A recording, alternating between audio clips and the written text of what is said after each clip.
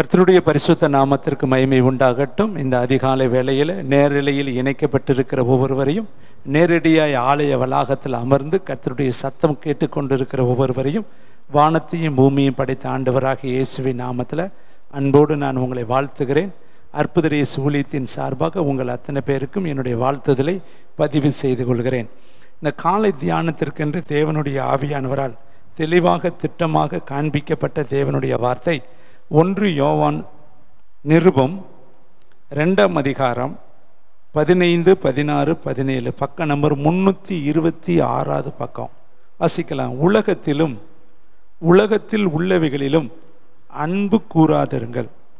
ஒருவன் உலகத்தில் அன்பு கூர்ந்தால் அவனிடத்தில் பிதாவின் அன்பு இல்லை. ஏனெனில் மாம்சத்தின் இச்சையும் கண்களின் இச்சையும் ஜீவனத்தின் பெருமையும் ஆகிய உலகத்தில் உள்ளவைகள் எல்லாம் பிதாவினால் உண்டானவைகள் அல்ல, அவைகள் உலகத்தில் உண்டானவைகள். உலகமும் அதன் இச்சையும் ஒளிந்து போகும். தேவனுடைய சித்தத்தின்படி செய்கிறவனோ என்று என்றைக்கும் நிலைத்திருப்பான். கர்த்தருடைய பரிசுத்த நாமத்திற்கு மகிமை உண்டாகட்டும். இந்த அருமையான பகுதியை எழுதின தேவனுடைய ஊழியக்காரருடைய பெயர் யோவான். 12 சீசர்களில் இந்த யோவானும் ஒருவனாக இருந்தான் என்று வேதத்தில் நாம் பார்க்கிறோம். இந்த 12 பேரில் இயேசுவுக்கு ரொம்ப அன்பாக இருந்தவன் யார் என்றால் யோவான் என்று சொல்லி வேதம் சொல்கிறது. அவருடைய மார்பிலை சாய்ந்தவன் என்று சொல்லி வேதம் சொல்கிறது. அவருடைய கடைசி நாட்களில் தன்னுடைய தாயாரை அந்த யோவான் கையில் தான் அவர் ஒப்படைத்தார் என்று சொல்லி வேதம் சொல்கிறது. இந்த யோவான் 3 விதமான தன்மையை அவன் இந்த உலகத்திலே பெற்றிருந்தான் என்று சொல்லி வேதத்திலும் பார்க்கலாம். முதலாவது சுவிசேஷகனான யோவான். முதல் பார்த்தீங்கன்னா 22 அதிகாரங்கள் யோவானில் எழுதப்படும் பொழுது அவன் ஒரு சுவிசேஷகனாக வேதம் சொல்லுது.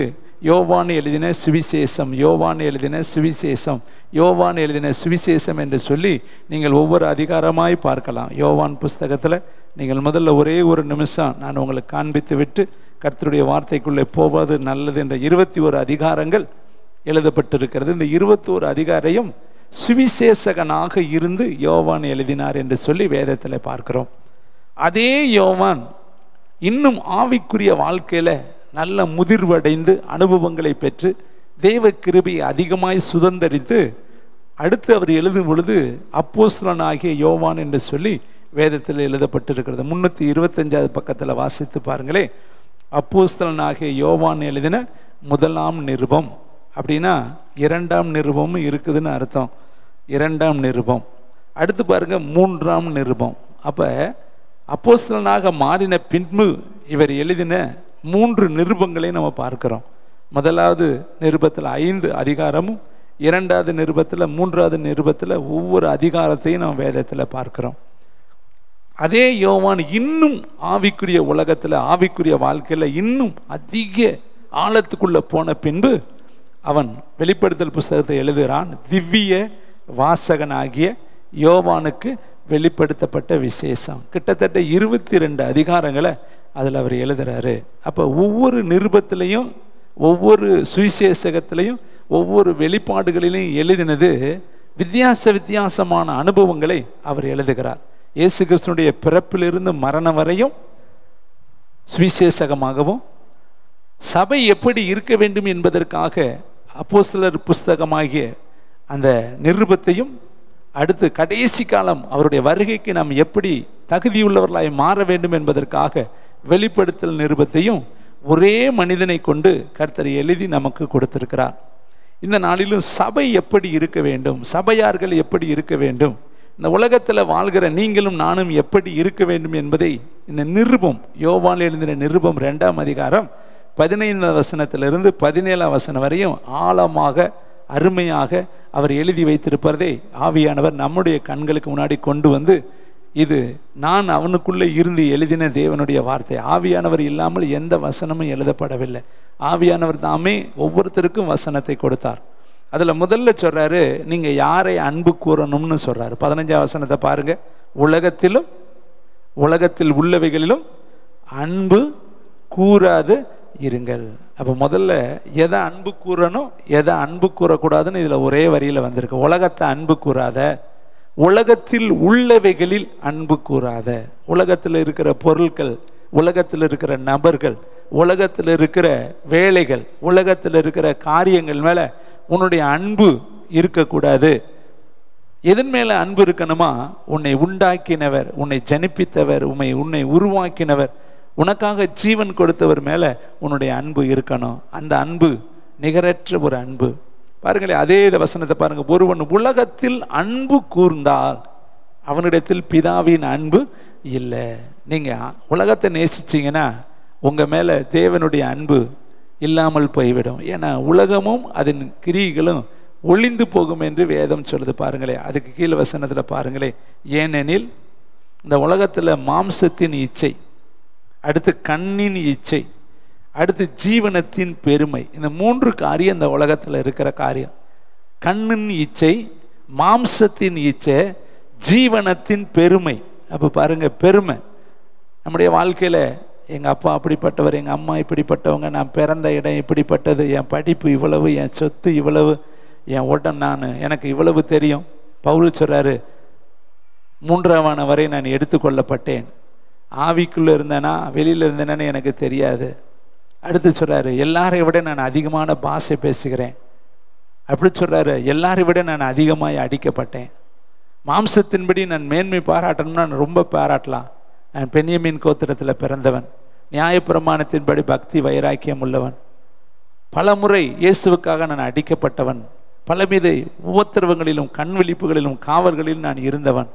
ஆனால் எல்லாவற்றையும் கிறிஸ்து இயேசுவுக்காக நஷ்டம் என்று குப்பையும் என்று எண்ணுகிறேன். கிறிஸ்துவுக்காக எல்லாவற்றையும் குப்பையாக எண்ணுகிறேன் என்று சொல்லி தன்னுடைய பிறப்பின் வர்த்தமானத்தை குறித்து அவர் சொல்றாரு.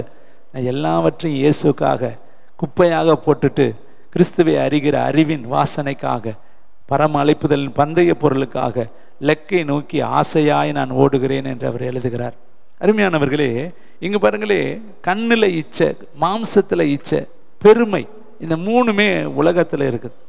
கண்ணாங்கில் விழுந்து போனவங்க நிறைய பேர், மாம்சத்தில் விழுந்து போனவங்க நிறைய பேர், பெருமையில் விழுந்து போனவங்க நிறைய பேர். அதில் ஒருவன் லூசிபர், அதில் ஒருவன் ஏரோது, அதில் ஒருவன் பாபிலோன் ராஜாவாகிய நேப்காத் நேசர், அதில் ஒருவன் பாபிலோன் ராஜாவா, எகிப்தின் ராஜாவா இருக்கிற பார்வோன். கர்த்தர் யார்? அவருக்கு நான் ஏன் கீழ்ப்படியணும்னு கர்த்தருக்கு நேராய் தன்னை உயர்த்தினார். ஏரோது கர்த்தருக்கு நேராய் தன்னை உயர்த்தினான். பாபிலோன் ராஜா நான் கட்டின மகா பெரிய பாபிலோன் என்று கர்த்தருக்கு நேராக தன்னை உயர்த்தினான். வேதத்தில் நிறைய பேர்கள் பெருமைக்கு இடம் கொடுத்து தன்னுடைய ஓட்டத்தை இழந்து போனார்கள் என்று வேதத்தில் பார்க்கிறோம். கண்ணின் இச்சையில் நிறைய பேர் விழுந்து போனார்கள் என்று வேதத்தில் பார்க்கிறான். ஆதாம் ஏவாள் விழுந்து போனதுக்கு காரணமே கண்ணின் இச்சை தான். அவ சொல்றா, அது கண்ணுக்கு பிரியம், புசிப்புக்கு நலமும், பார்வைக்கு இச்சிக்கப்படத்தக்கதுமா இருந்தது, அதனால நான் அதை பறித்து புடிசித்து குடித்து அதை என் புருஷனுக்கும் கொடுத்தேன் என்று சொல்லி அவ சொல்றா. அப்ப கண்ணுக்கு இச்சையா இருந்துச்சான், அது கண்ணுக்கு பிரியமா இருந்துச்சான். அந்த கண்ணுக்கு பிரியமா இருந்த சிம்சோன் தன் கண்ணையே இழந்து போனான் என்று சொல்லி வேதத்தில் பார்க்கிறோம். அருமையான தம்பி தங்கச்சி, அப்ப கண்ணுக்குள்ள ஒரு இச்சை இருக்குது, அதுவும் உலகத்துக்குரியது. இந்த மாம்சத்துலேயும் ஒரு இச்சை இருக்குது, அதுவும் இந்த உலகத்துக்குரியது. இந்த மாம்சத்தில் வர்ற பெருமை, அந்த காரியமும் உலகத்துக்குரியது. நம்ம இதெல்லாம் இப்படிப்பட்ட காரியத்துக்கு விலகி நம்ம வாழணும்னு எழுதுறாரு. பாருங்களே, உலகத்தில் உள்ளவைகள் எல்லாம் பிதாவினால் உண்டானவைகள் அல்ல, அவைகள் உலகத்தில் உண்டானவைகள். உலகமும் அதில் இருக்கிற இச்சைகளும் ஒளிந்து போகும், தேவனுடைய சித்தத்தின்படி செய்கிறவனோ என்று என்றைக்கும் நிலைத்திருப்பான். இன்னைக்கு செய்தியினுடைய தலைப்பு, நீ என்று என்றைக்கும் நிலைத்து இந்த உலகத்தில் ஒரு வாழ்க்கை வாழணும்னா நீ செய்ய வேண்டிய காரியத்தை குறித்து இந்த காலை வேளையில் ஆவியானவர் பச்சமாய் உன்னோடு கூட பேசுகிறார். அருமையான தம்பி தங்கச்சி, நம்ம இந்த உலகத்தில் பார்க்கறதெல்லாம் நிலைத்திருக்கிறது கிடையாது. வேதத்தில் பாருங்க, ஏசப்பா மத்தேயு புஸ்தகம் 5ஆம் அதிகாரம் 18வது வசனத்தில், மத்தேயு புஸ்தகம் 7வது பக்கத்தில் இருக்கு, எடுத்துக்கொள்ளுங்க. புதிய ஏற்பாட்டில் 7வது பக்கம், மத்தேயு புஸ்தகம் 5ஆம் அதிகாரம் 18ஆம் வசனம். வானமும் பூமியும் ஒளிந்து போனாலும், அங்க அவர் சொல்றாரு உலகமும் அதன் இச்சையும் ஒளிந்து போகும். இங்க ஏசப்பா சொல்றாரு வானமும் ஒளிஞ்சு போகும், பூமியும் ஒளிஞ்சு போகும்.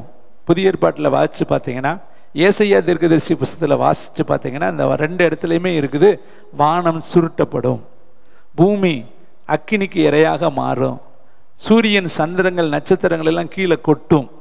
ஆண்டவருடைய வருகை என்று மலைகளும் பர்வதங்களும், முன்னாடி இந்த உலகத்தில் இருக்கிற கனவான்கள், ஐஸ்வர்யவான்கள், சேனை தலைவர்கள், பெரிய பெரிய பிரபுக்கள் எல்லாம் மலைகளை பார்த்து ஆட்டுக்குட்டியானுடைய கோபத்திற்கு எங்களை மறைத்து கொள்ளுங்கள் என்று அந்த மலைகளுக்கு அடியில் போய் ஒண்டுவார்களாம்.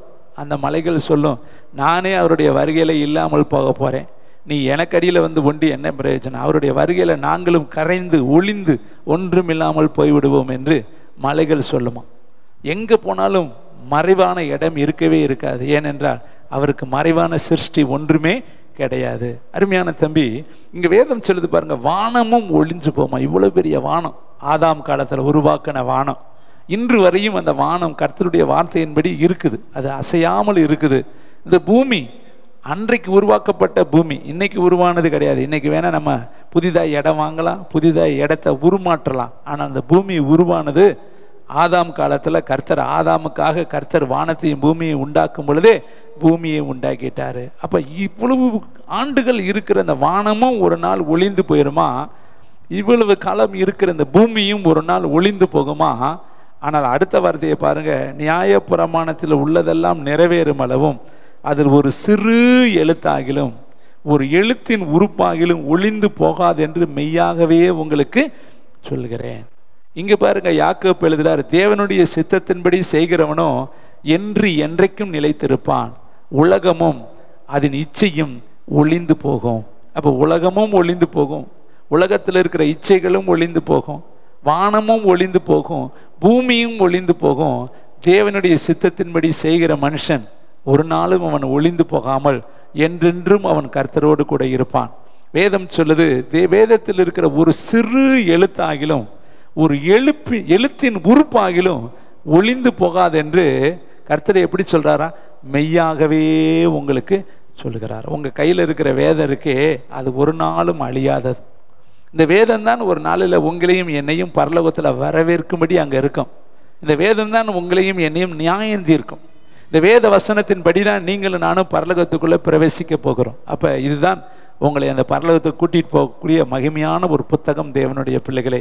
அதனால தான் கர்த்தருடைய வார்த்தை எழுதப்பட்டிருக்கிறது. இந்த வேதத்தின்படி இரவும் பகலும் இதன் மேலே தியானமாக இருக்கிற மனுஷன் பாக்கியவான், அவன் செய்வதெல்லாம் இந்த உலகத்தில் வாக்கியம் என்று கர்த்தர் எழுதியிருக்கிறாரு. என் வேதத்தின் மகத்துவத்தை நான் எழுதி கொடுத்திருக்கிறேன், இதை நீங்கள் அந்நிய காரியமாய் நினைக்காதீங்க, இது உங்களுடைய காரியம், உங்களுக்காகத்தான் இந்த வேத புஸ்தகம். பாருங்க, நியாயப்பிரமாண புஸ்தகத்தை கர்த்தர் என்ன பண்ணார் தெரியுமா, அந்த உடன்படிக்கை பெட்டிக்குள்ளே வைக்க அனுமதித்தார். 3 காரியம் அந்த உடன்படிக்கை பெட்டியில் இருந்துச்சு. ஒன்று, வானத்திலிருந்து பொழிந்த மன்னா அந்த உடன்படிக்கை பெட்டியில் இருந்துச்சு. அடுத்து, மோசைக்கு கர்த்தர் கொடுத்த அந்த நியாயப்பிரமாண கட்டளைகள் அந்த உடன்படிக்கை பெட்டிக்குள்ளே இருந்துச்சு. 3வது, அபிஷேகம் பண்ணின ஆரோனுக்கு கொடுத்த கோல், அந்த துளிர்ந்த கோல் அந்த உடன்படிக்கை பெட்டிக்குள்ளே இருந்துச்சு. அப்போ அந்த 3மே அந்த பெட்டிக்குள்ளே பிதா, குமாரன், பரிசுத்தாவியானவர் எப்படி இருக்கிறாங்களோ அதே போல் ஆவி, ஆத்மா, சரீரம் எப்படி இருக்குதோ அதே போல் அந்த நியாயப்பிரமாண அந்த பெட்டிக்குள்ளே, உடன்படிக்கை பெட்டிக்குள்ளே மண்ணா இருந்துச்சு, கோல் இருந்துச்சு, வார்த்தை இருந்துச்சு. 3யும் தான் அந்த இடத்துல வைக்கப்பட்டிருந்துச்சு. அதுக்குள்ள மகிமை இருந்தது, அதன் மேலே தேவன் வீற்றிருந்தார். அது போகிற இடமெல்லாம் விடுதலையும் அற்புதமும் அதிசயமும் நடைபெற்றது என்று வேதத்தில் பார்க்கிறோம். அப்போ வானமும் ஒளிஞ்சு போயிடும். இவ்வளவு பெரிய வானம் ஒரு நாளைக்கு தேடி பார்த்தாலும் இருக்காது. அந்த வானம் ஒரு நாள் சுருட்டப்படும் என்று வெளிப்படுத்தல வாசிக்கிறோம். பூமி மறைந்து போகும், அக்கினிக்கு இரையாய ஒளிந்து போகும் என்று வேதம் சொல்லுகிறது. நட்சத்திரங்கள் விழுந்து போகும் என்று வேதம் சொல்லுது. பெரிய பெரிய சிகரங்கள், மலைகள் எல்லாம் இருக்கிற இடம் தெரியாமல் ஓடி போய்விடும் என்று வேதம் சொல்லுகிறது. அப்போ நீங்கள் பார்க்குற எல்லாமே ஒரு நாளைக்கு அழிஞ்சிடும், அதெல்லாம் நிலையானது கிடையாது. அப்போ இந்த உலகமே அழிகிறப்ப அந்த உலகத்தில் இருக்கிற பொருட்களுடைய நிலை என்ன, அதனுடைய தன்மை என்ன என்று வேதம் சொல்லுது. உலகமும் அதில் உள்ளவைகளும் ஒளிந்து போகும் என்று வேதம் சொல்லுது. அப்போ வானம் ஒளியும், பூமி ஒளியும், உலகம் ஒளியும், உலகத்தில் உள்ளவைகள் ஒளியும். இன்னும் உனக்குள்ளே எனக்குள்ளே இருக்கிறது என்னெல்லாம் ஒளியும் என்று 1 கொரிந்தியர் 13ஆம் அதிகாரம் 8ஆம் வசனத்தில் பவுலடிகள் சொல்லுகிற ஒரு காரியத்தை நீங்கள் கூர்ந்து பார்க்க இந்த காலை வேளையில் கர்த்தருடைய ஆவியானவர் நம்மை உந்தி தள்ளுகிறார். வெளியே இருக்கிறதெல்லாம் ஒளியும், நமக்குள்ளேயும் சில இது ஒளிஞ்சு போயிடும். என்னென்ன வசனம் வேதம் சொல்லுது பாருங்க, எது ஒளியும் எது ஒளியாது. 1 கொரிந்தியர் 13ஆம் அதிகாரம், பக்கம் நம்பர் 239 பக்கம். 1 கொரிந்தியர் 13ஆம் அதிகாரம் 8ஆம் வசனம் வாசிக்கிறேன். அன்பு, பக்கத்தில் சொல்லுங்க, இந்த உலகத்தில் ஒளியாதது ஒன்று இருக்குன்னா அது அன்பு என்று வேதம் சொல்லு. அடுத்த வார்த்தையை பாருங்களேன். தீர்க்க தரிசனங்கள் ஆனாலும், எவ்வளவு தீர்க்க தரிசனம் சொல்லியிருந்தாலும் சொல்லிக்கிட்டு இருந்தாலும் அது கூட ஒரு நாளைக்கு மாறி போயிடும். அடுத்து அந்நிய பாஷைகளானாலும் ஒளியாது, ஓய்ந்து போகும், குறைஞ்சு போயிடும். முன்னாடி நிறைய பேசியிருப்பீங்க, இப்போ வர வர குறைஞ்சு போய் பேசுவீங்க. நீங்களே தெரியும் உங்களுக்கே. அன்னைக்கு இருந்த ஜெபம் இன்னைக்கு ஓய்ந்து போச்சு. அன்னைக்கு இருந்த வைராக்கியம் இன்னைக்கு ஓய்ந்து போச்சு. அன்னைக்கு இருந்த அந்நிய பாஷை இன்னைக்கு ஓய்ந்து போச்சு. அன்னைக்கு இருந்த வேத வாசிப்பு இன்னைக்கு ஓய்ந்து போச்சுன்னா குறைஞ்சு போச்சு, ஓய்வாகி போச்சு, முன்னாடி இருந்த மாதிரி இல்லை. அப்போ அந்நிய பாஷையை வேதம் சொல்லுது, அந்நிய பாஷை பேசுவதற்கு தடை பண்ணாதிருங்கள். பக்தி விருத்திக்கு ஏதுவான பாஷை அது. தேவனிடத்தில் ரகசியங்களை பேசுகிற பாஷை. ஒருவனும் அந்நிய பாஷை பேசுவதற்கு தடை பண்ணாது இருக்கணுமா. அது தேவனிடத்தில் பேசக்கூடிய பரலோக தூதர்களுடைய பாஷை. அது நமக்குள்ளே பக்தி விருத்தியை உண்டாக்குமா. அது நமக்குள்ளே தரிசனங்களை கொண்டு வருமா. பாருங்க, யோவான் பத்ம தீவில் இருக்கும் பொழுது கர்த்தருடைய நாளில் ஆவிக்கு உள்ளாய் மாறினானான். அந்த ஆவிக்குள்ளாய் மாறின பொழுதுதான் அவன் பரலோக தரிசனங்களை எல்லாம் பார்த்தான். கடைசி கால வெளிப்படுத்தல் சம்பவங்களை எல்லாம் அவன் என்றைக்கு ஆவிக்கு உள்ளாய் மாறினானோ அன்னைக்கு தான் கர்த்தர் அவனுக்கு வரப்போகிற சம்பவங்களை எல்லாம் காண்பித்தார். ஒரு காலத்தில் இயேசுவின் மார்பில சாய்ந்த சீசர்கள் 12 பேர்ல இவன் ஒருவன் தான் மார்பில சாய்ந்தான். அன்னைக்கு பார்த்த அதே இயேசுவை தான் இன்னைக்கும் அவன் பார்த்தான். இன்னைக்கு பார்க்கும் பொழுது ஆவியில பார்க்கிறான், அன்னைக்கு மாம்சீகத்தில் பார்த்தான். ரியலியாக அவரோடு ஃப்ரெண்ட்ஷிப்பாக நட்பாக இருந்த இயேசுவை பார்த்தான். செத்தவனை போல அவன் விழுகவில்லை. ஆனால் இன்றைக்கு உயிர்த்தெழுந்த இயேசுவை அந்த உயிர்த்தெழுதலின் மகிமையோடு அவன் பார்க்கிற பொழுது, பரலோக மகிமையோடு அவர் இறங்கி வந்து நிற்கும் பொழுது அவன் சொல்லுகிறான், மார்பர்கை பொற்கச்சை கட்டி இருபுறமும் கருக்குள்ள பட்டயத்தை உடையவரை, அக்கினி ஜுவாலை போன்ற கண்கள் உள்ளவரை பார்க்கிற பொழுது செத்தவனை போல அவருடைய பாதத்தில் நான் விழுந்தேன். அப்போ ஒரே நபர் தான் இயேசு, அன்றைக்கு இருந்த அதே இயேசு தான். ஆனால் மகிமையில் அவர் வேறுபட்டிருந்தார், வல்லமையில் அவர் வேறுபட்டிருந்தார். அவருடைய தோற்றம் பழைய தோற்றம் போல இல்லாதபடி அவர் வித்தியாசமான தோற்றம் உள்ளவராய் வெளிப்பட்டார். இன்னைக்கு உங்களுக்கு ஒரு ப்ராபர்சி சொல்லவா? இன்னைக்கு நீங்கள் ஆராதிக்கிற இந்த இயேசு, நீங்கள் வணங்குகிற இந்த கர்த்தராகிய இயேசு கிறிஸ்து இப்போ உங்களுக்கு அன்புள்ளவர், இரக்கம் உள்ளவர், தயவுள்ளவர், நீடிய சாந்தம் உள்ளவர், காருண்யம் உள்ளவர், நேசக்கரத்தினால தாங்குகிறவர், ஏந்துகிறவர், தூக்குகிறவர், சுமக்கிறவர், என்ன வேணாலும் சொல்லலாம். ஆனால் அதே இயேசுவை நீங்கள் நியாயாதிபதிகளில், நியாய தீர்ப்பில் அவர் நியாயாதிபதியை உட்கார்ந்து இருக்கும் பொழுது இந்த எந்த காரியமும் அங்கே செல்லுபடி ஆகவே ஆகாது. அவர் நியாயம் தீர்க்கிறவராக நியாயஸ்தானத்தில் உட்கார்ந்துருப்பார். அப்போ இரக்கம் செல்லாது, தயவு செல்லாது, அடுத்து அன்பு செல்லாது, உங்கள் பழைய வர்த்தமானங்கள் செல்லாது, எதுவுமே செல்லாது. அந்த இடத்துல அவர் நியாயாதிபதியாக மட்டும்தான் அவர் அமர்ந்திருப்பார். அந்த இடத்துல போய் நீங்கள் முன்னாடி மாதிரி அன்புள்ளவர், இரக்கமுள்ளவர், தயவுள்ளவர், எத்தனை தடவை தப்பு பண்ணினாலும் மன்னிச்சிருவார், எப்படி ஜெபம் பண்ணாட்டி விட்டுருவார், எப்படி வேதம் படிக்காட்டி விட்டுருவார், அப்படிலாம் நம்ம நினைக்க முடியாது. ஏனென்றால் அந்த இடத்துல அவர் அப்பாவாய் அல்ல, அல்லது நண்பனாய் அல்ல, அல்லது சிநேகிதனாய் அல்ல, அவர் நியாயாதிபதியாக, ஜட்ஜாக அந்த கோர்ட்டில், பரலோக கோர்ட்டில் அவர் அமர்ந்திருக்கும் பொழுது அங்கே நியாய தீர்ப்பு ஒன்று தான் நமக்கு வெளிப்படும். தேவனுடைய பிள்ளைகளே, இங்கே பாருங்களேன், தீர்க்க தரிசனமும் ஒளிஞ்சு போகுமா. அடுத்து பாருங்களேன், அன்பு ஒளிஞ்சு இது அந்நிய பாஷை ஓய்ந்து போகுமா. அடுத்து பாருங்களேன், வேதம் சொல்லுகிறது அறிவும் ஒளிஞ்சு போகும். நமக்கு இருக்குல்ல அறிவு, நம்முடைய அறிவினால எவ்வளவு காரியங்களை செய்கிறோம். வேதம் சொல்லுது, வீடு ஞானத்தினாலே கட்டப்படும், விவேகத்தினால அது நிலைநிறுத்தப்படும். நமக்கு நிறைய அறிவு இருக்கு, அந்த அறிவு கூட வர வர வர வர வர வர வர என்ன ஆகிப்போம்னு சொல்லுங்க, ஒளிஞ்சு போயிடும். முன்னாடி பாருங்களேன், வயசானவங்களை இப்போ சின்ன பிள்ளை கூட சொல்லும், இன்னையா உனக்கு அறிவே இல்லையா அப்படிமா. ஆனால் அவங்க ஒரு காலத்தில் எவ்வளோ அறிவாக இருந்திருப்பாங்க தெரியுமா? அவங்க ஒரு காலத்தில் எவ்வளோ ஞானமாக இருந்திருப்பாங்க தெரியுமா? சாலமோன் அவ்வளவு பெரிய ஞானவான், அவ்வளவு சங்கீதங்களை இன்பமாய் பாடினவன், நீதிமொழிகளை எழுதினவன், உன்னத பாட்டை எழுதினவன், பிரசங்கியை எழுதினவன். ஆனால் காலப்போக்கில் அவன் அறிவு மழுங்கி போச்சு. போய் சீதோனியர்களின் தேவிகளுக்கெல்லாம் அவன் கோயிலை கட்ட ஆரம்பிச்சிட்டான். அம்மோனியர்களுக்கெல்லாம் அவன் கோயிலை, அவன் அறிவு ஒளிஞ்சு போச்சு, அவன் அறிவு மறந்து போச்சு.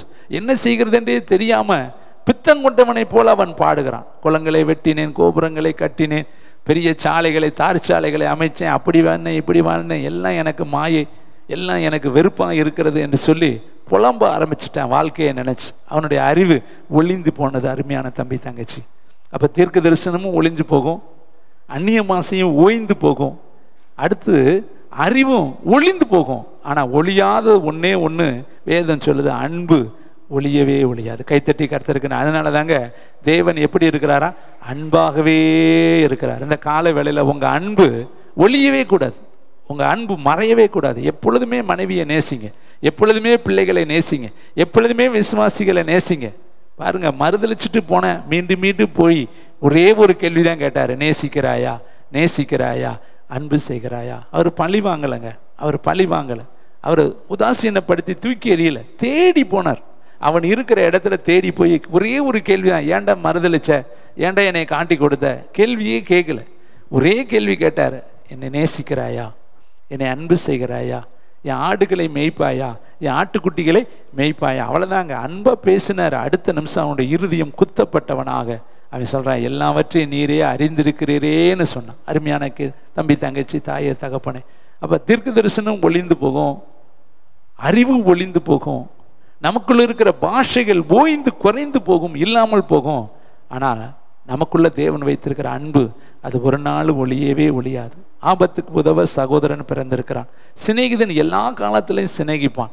ஒருவரில் ஒருவர் அதிகமாய் அன்பு கூறுங்கள் என்று வேதம் நமக்கு தொடர்ந்து சொல்லிக்கொண்டே வருது. அருமையானவர்களே, அப்போ வானமும் ஒளிந்து போகும், பூமியும் ஒளிந்து போகும், உலகமும் ஒளிந்து போகும், உலகத்தில் உள்ளவைகளும் ஒளிந்து போகும். தேவனுடைய சித்தத்தின்படி செய்கிறவர்கள், வசனத்தின்படி வாழ்கிறவர்கள் ஒளிந்து போக மாட்டார்கள். மற்ற பாஷைகள் ஒளிந்து போகும், அறிவு ஒளிந்து போகும், அடுத்து தீர்க்க தரிசனங்கள் ஒளிந்து போகும். ஆனால் அன்பு ஒரு காலம் என்ன செய்யாது? ஒளியாது. ஒரு 2-3 சம்பவங்களை உங்கள் மத்தியில் நினைப்பூட்டுதலாக வைத்து நான் கர்த்தருடைய வார்த்தையை முடிக்க விரும்புகிறேன். 1 பேதுரு புஸ்தகம் 1ஆம் அதிகாரம் 24-25 வசனத்தை 318 பக்கத்தை எடுத்து வாசித்து கர்த்தருடைய நாமத்தை மகிமைப்படுத்துவோம். இயேசுவோடு சபைக்கு தலைவராய் மாற்றப்பட்ட பேதுரு எழுதின நிருபத்தில் அவர் ஒரு காரியத்தை எழுதுகிறதை நான் உங்களுக்கு நினைவுபடுத்த விரும்புகிறேன். கர்த்தருக்கு மகிமை. 318 பக்கம். தேங்க்யூ, வண்டர்ஃபுல் த ஹோலி ஸ்பிரிட். பேதுரு எழுதும் பொழுது அவர் இந்த வசனத்தை எப்படி நிழலாட்டமாய் அவர் காண்பிக்கிறார் என்பதை நான் உங்களுக்கு நினைவுபடுத்த விரும்புகிறேன். 1ஆம் அதிகாரம் 24-25 318 பக்கம். 1 பேதுரு, மாம்சம் எல்லாம் புல்லை போலவும், மாம்சம் இருக்குல்ல இந்த உலகத்தில் நமக்கு தேவன் கொடுத்த மாம்சம், அது 90 வருஷம், 80 வருஷம், 70 வருஷம், மீறி போனால் 120 வருஷம். ஆனால் இதனுடைய வளர்ச்சி, இதனுடைய தன்மை எப்படி இருக்கும்னா, சின்ன வயதில் பார்க்க அழகாக இருக்கும். சின்ன பிள்ளைகளை எல்லாருமே நேசிப்பாங்க, ஏன்னா ரூபதிகளாக இருப்பாங்க. அப்படியே அந்த ஸ்டேஜ் வர வர பருவமேற வயது, அப்புறம் பார்த்திங்கன்னா திருமண வயது வரையும் அவங்களுடைய வளர்ச்சி பார்க்க புல்லு போல் அழகாக இருக்கும். புல்லை பாருங்கள், நல்லா பசுமையாக இருக்கும், நல்லா பார்க்கவே அது ஒரு தோற்ற கலையாக இருக்கும். ஆனால் அதுக்கடுத்து வசனம் சொல்லுது, மாம்சமெல்லாம் புல்லை போவும், மனுஷனுடைய மகிமையெல்லாம் எப்படி இருக்கான்? புல்லு மேலே இருக்கிற பூவை போலவும் இருக்கிறது. புல்லும் உலர்ந்தது, பூவும் உதிர்ந்தது. புல்லுக்கு எவ்வளோ காலத்துக்கு பச்சையாகவே இருக்கான், ஒரு காலத்தில் அது தன் நிலை மாறி காஞ்சு போயிடும். அப்புறம் கொஞ்ச காலத்தில் அதை அடுப்பில் போட்டு எரிச்சிருவாங்க, அல்லது மாடுகள் மிதித்து, அல்லது பலவிதமாக அது சேதாரம் அடைஞ்சு இருக்கிற இடம் தெரியாமல் போயிடும். புல்லுக்கு இருக்கிற இடம் தெரியாமல் போகிறப்ப அது மேலே இருக்கிற பூவுடைய நிலைமை. ஒரு அருமையான பக்தன் பாட்டு பாடுறாரு, காலையில் மலர்ந்து மாலையில் மறையும் மலராய் நீ வாழ்கிறாய், ஓ மனிதனே நீ எங்கே போகிறாய். காலையில் பார்த்தா பூ அவ்வளவு அழகாக செடியில் இருக்குது. நம்ம நிறைய பிள்ளைங்க பூ எடுக்கிற பிள்ளைங்க இருக்கிறீங்க, எடுக்கிறப்ப எவனா ஃப்ரெஷ் பண்ணி அதுக்கு தண்ணி அடித்து அதை எடுக்கிறீங்க. ஆனால் சாயந்தரம் அதோடைய நிலை, மறுநாள் அதோடைய நிலை, அது எங்கே கிடக்கும்? அது வடிவம் என்னாச்சு? அது அழகு என்னாச்சு? அதனுடைய மேன்மை என்னாச்சு? அதனுடைய வாசனை என்னாச்சு? அதனுடைய மனம் எவ்வளவு அருமையான மனம் அதுக்குள்ளே இருக்குது. ஆனால் அந்த மனம் அடுத்த நாள் அது இல்லையே, அது இருக்கிற இடமே இல்லாமல் போச்சே. இது மாதிரி தான் மனுஷனுடைய மகிமை, மனுஷனுடைய படிப்பு, மனுஷனுடைய அழகு, மனுஷனுடைய ஐஸ்வர்யம், மனுஷனுடைய பின்னணி. சில பேர் சொல்லுவாங்க, எனக்கு எத்தனை பேர் இருக்காங்க தெரியுமா, எனக்கு இருக்கிற பேக்ரவுண்ட் இருக்குது தெரியுமா, என் படிப்பு எவ்வளவு தெரியுமா, என்கிட்ட இருக்கிற சொத்து எவ்வளவு தெரியுமா, நான் சொடக்கு விட்டால் இத்தனை பேர் வருவாங்க தெரியுமா, என்னால் அதை செய்ய முடியும், இதை செய்ய முடியும். நீ ஹாஸ்பிட்டலில் போய் பாருங்கள், எல்லாம் செய்ய முடியுங்கிறவன் கிடக்கிற நிலைமையை பார்த்தீங்கன்னா கை போய், காலு போய், இடுப்பு போய், கண்ணு போய், டாக்டர்களை கெஞ்சுறேன், என் உயிரை காப்பாற்றுங்க, என் உயிரை காப்பாற்றுங்க, தயவுசெய்து எதுனா சொத்தை பூரா கொடுக்குறேன், வீட்டை பூரா கொடுக்குறேன், எல்லாத்தையும் கொடுக்குறேன், உயிரை காப்பாற்றி விடு. அவங்க சொல்கிற கடைசி வார்த்தை, எங்களால் முடிஞ்சதை செஞ்சிட்டோம், நான் படைச்சவர் தாங்க உனக்கு கண்ணு திறக்கணும், நாங்கள் ஒன்றும் செய்ய முடியாது. கடைசி வார்த்தை அவங்கள்ட்ட அதுதான் வரும். ஒரு கடைசி மனுஷன் சொல்கிற வார்த்தை என்ன சொல்லுவாங்க, எங்களால் என்ன செய்ய முடியும்? உலகத்தில் இருக்கிற ஒரு ஞானவான் ஒரு பாட்டு பாடிட்டு போயிட்டாரு, வீடு வர, வீதி வர, காடு வர, கடைசி வர யாருமே கிடையாது, ஒரே ஒருத்தர் தான், கர்த்தர் தான். அவரிடத்துல நம்ம போகணும்னா கடைசி வரை நிலை நிற்கிறவர் தான் இருக்க பிடிக்கணும். இடையில வர்றவங்கெல்லாம் வந்துட்டு போயிடுவாங்க. அவர் எழுதுறாரு பாரு, மாம்சம் எல்லாம் புல்லு போல இருக்குதான், அந்த மாம்சத்தில் இருக்கிற அந்த மேன்மை இருக்கே, நம்ம என்ன பின்னாடி பேர் போட்டுக்கிறதும் நம்முடைய அந்தஸ்தை எப்படி காட்டிக்கிறது, இதெல்லாம் ஒன்றுமே கிடையாது. நல்லா யோசித்து பார்த்தா ஒன்றுமே கிடையாது. உலகத்திலே மிகப்பெரிய ஒரு பேரரசர் வாழ்ந்தார், மகா அலெக்சாண்டர். அவர் வாழ்ந்து நிறைய தேசங்களை தன் தேசமாய் மாற்றிட்டார். உலகத்திலே மாவீரன் என்ற பெயரை அவர் எடுக்கிறதுக்காக ரொம்ப பிரயாசப்பட்டு நாடுகளை, பல நாடுகளை வெற்றி கொண்டு மகா பெரிய அலெக்சாண்டர் என்கிற பெயரை அவர் எடுத்தார். அவருடைய ஓட்டம் ஒரு நாள் முடிகிற காலத்தில் தன்னுடைய சிப்பந்திகளை, தன்னுடைய படை வீரர்களை, தன்னுடைய சேனை தலைவர்களை, ஆயுததாரிகளை கூப்பிட்டு கடைசி வாக்கு மூலம் ஒன்று கொடுத்தாரா, இந்த மகா அலெக்சாண்டரை நீங்கள் புதைக்கிறப்ப ஒரு பெட்டி செஞ்சு அந்த பெட்டிக்குள்ளே என்னுடைய சரீரத்தை வச்சு அந்த பெட்டியில் 2 ஓட்டை விட்டு, அந்த ஓட்டை வழியாக 2 கைகளையும் வெளியே விட்டு நீங்கள் அனௌன்ஸ்மெண்ட் எப்படி பண்ணணும்னா, இந்த மகா அலெக்சாண்டரும் இந்த உலகத்தில் எதுவுமே கொண்டுட்டு போகல, வெறுங்கையாய்த்தான் போகிறான் என்பதை உலகம் அறியும்படி அறிக்கை செய்து என்னை கொண்டு போய் போதைங்க நானும். அவனுடைய வரலாற்றில் அது இருக்கு. அலெக்சாண்டர் உலக பேரரசு, நிறைய நாடுகளை வெற்றி கொண்டவர், பெரிய மாவீரன், பயங்கரமான போர் வீரன், யுத்த வீரன், யுத்த கலைகள் உள்ளவன். உலகத்தில் அவன் பெரிய ஞானவானாக இருந்தான். ஆனாலும் அவனும் எதுவுமே கொண்டு போகல, வெறும் கையோடு இந்த ஓட்டத்தை ஓடுனா. மாம்சமெல்லாம் புல்லை போலவும், அந்த மாம்சத்தில் இருக்கிற மகிமையெல்லாம் அந்த புல் இருக்கிற பூவை போலவும் இருக்கிறது. அடுத்த வார்த்தையை பாருங்க, ரொம்ப கிரேட் வேர்டு. கர்த்தருடைய வசனமோ, பக்கத்தில் சொல்லுங்க, வசனம் இருக்கு இல்லையா, நீ வச்சிருக்கிற வசனம், நீ படிக்கிற வசனம், உன் மனசில் இருக்கிற வசனம், உன் உதட்டில் இருக்கிற வசனம், உன் நினைவில் இருக்கிற வசனம், உன் உணர்வில் இருக்கிற வசனம், 24 மணி நேரம் நம்ப பண்ணின வசனம். தாவீது சொல்றார்ல, என்னை நம்ப பண்ணின வசனத்துக்காக நான் உம்மை துதிக்கிறேன். குறித்த ஜாமத்துக்கு முன்னே என் கண்கள் விழித்துக் கொள்கிறது, உம்முடைய வசனத்தை தியானிக்கும்படி. பார்த்தீங்களா, வசனம் காலுக்கு தீபமா, ரொம்ப அருமையான வார்த்தை. காலுக்கு தீபம் வசனம் தான், பாதைக்கு வெளிச்சம் வசனம் தான். அவர் சொல்றாரு, உம்முடைய வசனத்தை நான் எப்படி மறப்பேன், என் ஜனங்கள் உம்முடைய வசனத்தை காத்து நடவாதபடினா என் கண்களில் கண்ணீர் தாரைகள் ஓடுகிறது. அப்போ பார்த்தீங்களா, ஒரு பக்தனுக்கு இருக்கிற பாசம், நேசம்.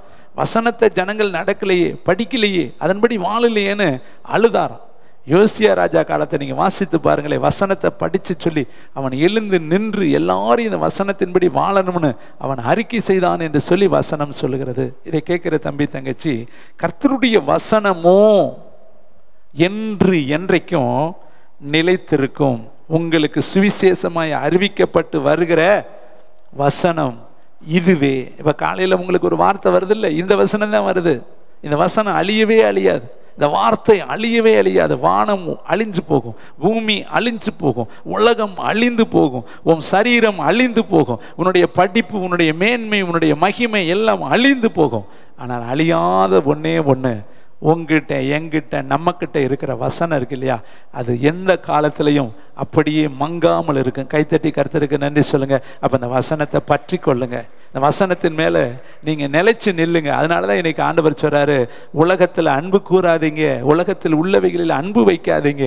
உங்கள் மேலே இருக்கிற, உங்ககிட்ட இருக்கிற வசனத்தை படித்து அதன் மேலே அன்பு செய்யுங்க. அதில் ஒரு வார்த்தை பாருங்க, தேவனுடைய சித்தத்தின் படி செய்கிறவனோ என்று என்றைக்கு நிலைத்து நிற்பான். இன்றைக்கு வேதத்தில் தேவ சித்தத்தை யார் செய்தா, 66 ஆகமத்தையும் நான் என் மனக்கண்ணில் கொண்டு வந்து யாரை இன்னைக்கு தேவ சித்தத்தின்படி செய்து முடித்தான்னு காண்பிக்கணுங்கிறப்ப ஒரே ஒருத்தரை தான் எனக்கு காண்பிக்க ஆவியானவர் உணர்த்தினாரு. அவர் தான் ஆண்டவர் ஆகிய இயேசு கிறிஸ்து. கைத்தட்டிக்காரு. மற்றவங்க எல்லாம் தேவ சித்தத்தை சரியாக செய்யலை, எங்கேயாவது ஒரு இடத்துல மைனர் மிஸ்டேக் விட்டுட்டாங்க. ஆனால் 100% அப்படியே செய்து முடித்த ஒரே ஒருத்தர் ஏசப்பா மட்டும்தான். அவர் எங்கெல்லாம் எப்படி செஞ்சாருன்னு ஒரு 3 இடத்தை உங்களுக்கு நினைவுபடுத்திட்டு முடிச்சிடறேன். டைம் முடியுது. வசிக்கலாம். மத்தேயு புஸ்தகம் 26:39. எப்படி தேவ சித்தத்தை அவர் அழகாய் நேர்த்தியாய் செய்தார். மத்தேயு 26:39, 42வது பக்கம். தேங்க்யூ வண்டர்ஃபுல் த ஹோலி ஸ்பிரிட். வசனத்தை வாசிக்கலாமா? 39வது வசனம். சற்று அப்புறம் போய் முகங்குப்புற விழுந்து, என் பிதாவே, இந்த பாத்திரம் என்னை விட்டு நீங்க கூடுமானால் நீங்கும்படி செய்யும். கவனமா படிங்க. ஆகிலும் என் சித்தப்படி அல்ல, உம்முடைய சித்தத்தின்படியே ஆக கடவுது என்று ஜெபம் பண்ணினார். அப்ப இயேசப்பா இந்த உலகத்துல பண்ண ஜெபம் கூட சுய சித்தப்படி ஜெபம் பண்ணல. பாருங்க, இந்த பாத்திரம் கஷ்டமான பாத்திரம். முள்முடி சாதாரண காரியம் கிடையாது. கசையடி சாதாரண காரியம் கிடையாது. விழாவில் ஈட்டில குத்துவது சாதாரண காரியம் கிடையாது. அதெல்லாம் ஏற்றுக்கொள்ளவே முடியாது. அவ்வளவு பயங்கரமா இருக்கும். அந்த காரியத்தை கூட பிதாக்கிட்ட எப்படி ஜெபம் பண்றாரு? எடுத்துருங்க, ஆனா ஏன் சித்தப்படி வேண்டாம், உங்க சித்தத்தின்படியே ஆக கடவுது என்று ஜெபம் பண்ணினார். அப்போ உபத்திரவத்திற்காக அவர் ஜெபம் பண்ணி ஆயத்தமானாரு. அந்த உபத்திரவத்தை கூட ஜெபத்துல சொல்லி, இதன்படி எனக்கு நடக்கட்டும், உங்க சித்தத்தின்படி எங்களுக்கு நடக்கட்டும்.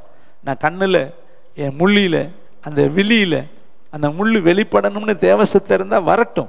என் கைகள் கால்கள் ஆணிகளால் கடாவப்படணும்னா நடக்கட்டும். என்னுடைய உடம்பு முழுசும் மிலாறுகளால் அடிக்கப்படணும்னா நடக்கட்டும். என் 6.5 லிட்டர் ரத்தமும் இந்த பூமியில சிந்தப்படட்டும்னா நடக்கட்டும். அப்ப 100க்கு 100 பிதாவினுடைய சித்தத்திற்கு இயேசு தன்னை அப்படியே விற்று போட்டு அவருடைய சித்தத்தை மட்டும்தான் செஞ்சாரு. முதல் தடவை அப்படி ஜெபம் பண்ணாரு. மீண்டும் பாருங்களேன், அடுத்த வசனத்தை உங்களுக்கு காண்பிக்க விரும்புகிறேன். அடுத்து எப்படி ஜெபம் பண்றாரு? 42வது வசனத்தை வாசிக்கலாம். அவர் மறுபடியும் 2ஆம் தடவை போய், என் பிதாவே, இந்த பாத்திரத்தில் நான் பானம் பண்ணினால் ஒழிய இது என்னை விட்டு நீங்க கூடாததாகில் உம்முடைய சித்தத்தின்படியே எனக்கு ஆக கடவுது என்று. முதல் ஜெபமும் சித்தத்தின்படி ஆகட்டும். 2வது ஜெபமும் இந்த பாத்திரம் கசப்பான பாத்திரம், வேதனையான பாத்திரம், அவமானமான பாத்திரம், நிந்தையான பாத்திரம், பரியாசமான பாத்திரம். எச்சிலை துப்பினார்கள், கன்னத்தில் அடித்தார்கள், காரி உமிழ்ந்தார்கள், தலையிலே கொட்டினார்கள், சிலுவையை சுமக்க அவரை பலாத்காரம் பண்ணினார்கள். அவரால் சுமக்க முடியாத அளவுக்கு பழுவான ஒரு சுமையை அவர் தோளில் வச்சு அவரை சுமக்க கஷ்டப்படுத்தினார்கள், உபத்திரவப்படுத்தினார்கள், நிந்தித்தார்கள்.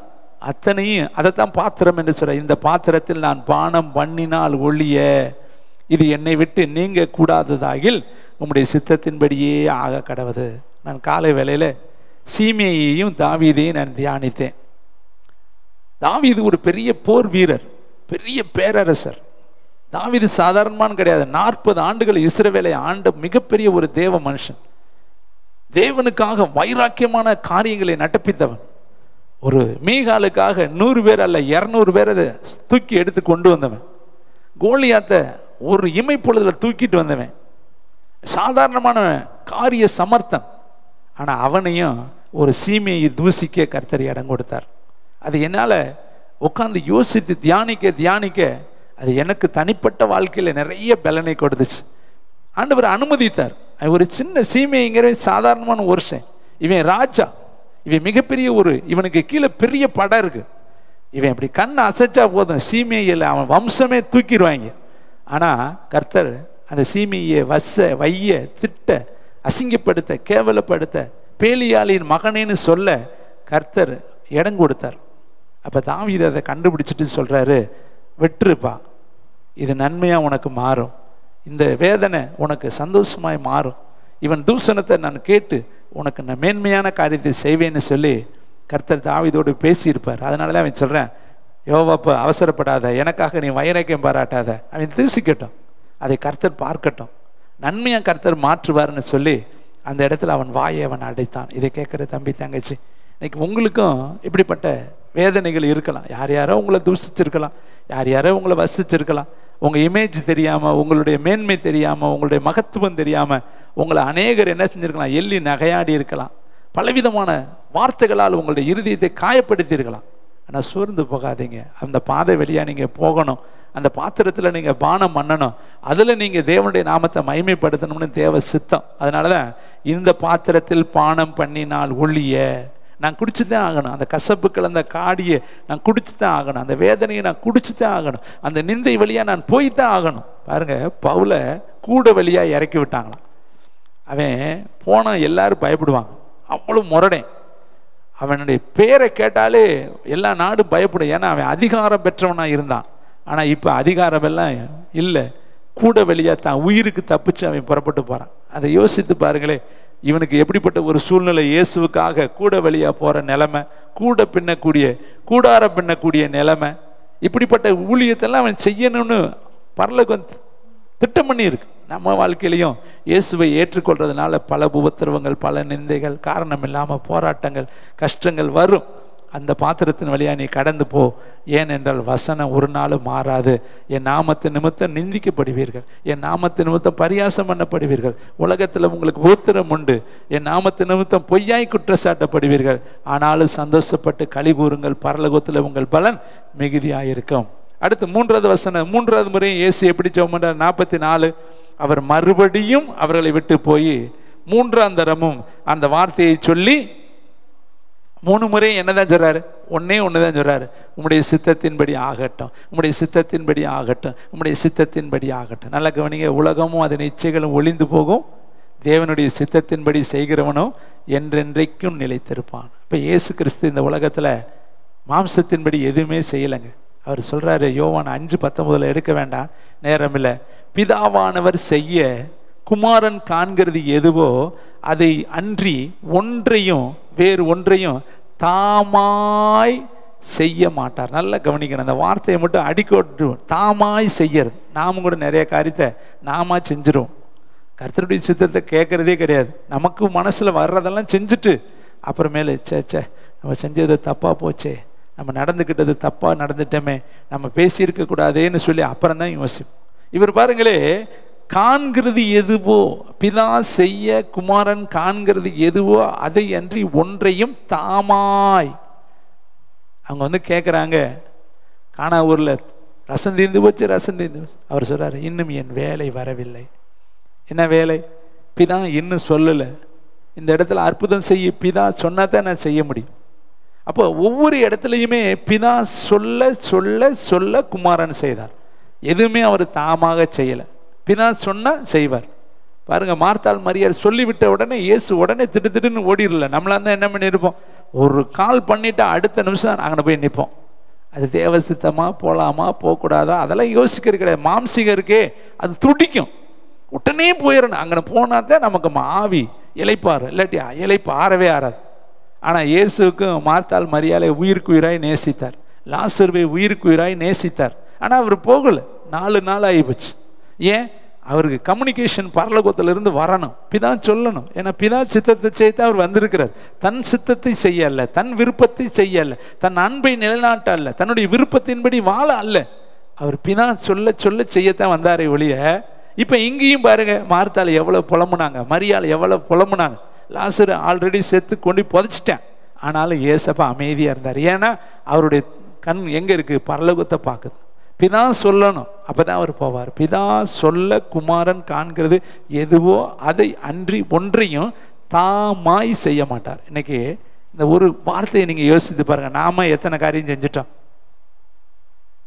சாரால கர்ப்பத்தை அடைச்சிட்டாருன்னு அவளுக்கு தெரியும், அவருக்கு அவங்களுக்கு தெரியும். ஆனா தாமா ஒரு வேலையை செஞ்சாங்க பாரு, எவ்வளவு பெரிய வம்புல மாட்டிக்கிட்டாங்க பாரு, எவ்வளவு பெரிய பிரச்சனையில சிக்கிக்கிட்டாங்க பாரு.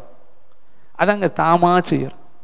பாருங்க, ராகேலும் லேயாலும் தாமா எத்தனை வேலையை செஞ்சுட்டாங்க யோசித்து பாருங்க. ரெபேக்காள் தாமா ஒரு வேலை செஞ்சா. என்ன செஞ்சா தெரியுமா? ஆட்டுத்தோலை எடுத்து பொத்தி அன்னை வஸ்திரத்தை எடுத்து போட்டு பொய்யை சொல்லி, நீ போடா, உன் பிரச்சனை எல்லாம் என் மேலே வரட்டும், உனக்கு என்ன சாபம் வந்தா அது என் மேலே வரட்டுன்னு அண்ணன் தம்பிக்குள்ளே இருந்த அன்பு என்ன பண்ணி விட்டான்? ரொம்ப பெருசாக்கி விட்டான். இது நிமித்தம் அவன் போய் ஆடு மேய்ச்ச தான் மிச்சம். யோசித்து பாருங்க, தேவனுடைய பிள்ளை தாமாய் செய்யறதெல்லாம் எவ்வளோ பிரச்சனை. ஆகார் போய் என்ன பண்ணனா, தாமாய் ஓடுறான். அன்னைக்கு சேர்ந்து வாழன்னு சொல்றப்ப அவளுக்கு ரொம்ப இனிப்பா இருந்துச்சு. இன்னைக்கு வேதனை வரும் பொழுது ஓட்டமா ஓடுறான். கர்த்தர் சொன்னார், எங்க போற, எங்க வர்ற, போ, பேசாம போய் அடங்கிரு. நீ அடங்கி இருக்க தானே பிறந்திருக்கிற, நீ அடிமை பெண்ணு தானே, அமைதியே இரு. உனக்குன்னு நான் ஒரு எதிர்காலத்தை வச்சிருக்கிறேன்.